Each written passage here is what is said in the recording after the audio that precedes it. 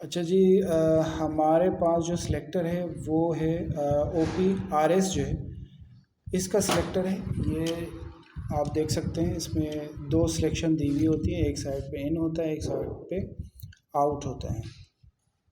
तो बहुत अच्छा सिलेक्टर है। इसके अंदर जो है इसका जो रिज़ल्ट भी बहुत अच्छा है। थोड़ा सा महंगा मिलता है मगर इसकी जो परफॉर्मेंस है ये बहुत अच्छी है। और ये जो है वोल्टेज प्रोटेक्शन जो डिवाइस है, इसकी कंपनी जो है हमारे पास NIN इलेक्ट्रिक, ये भी बहुत बेस्ट है। और इसका ये मैनुअल है।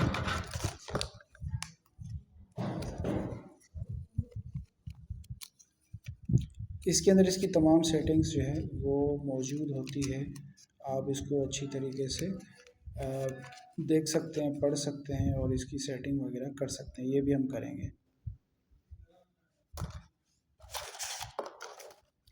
और ये वोल्ट मीटर ग्रीन कंपनी का है।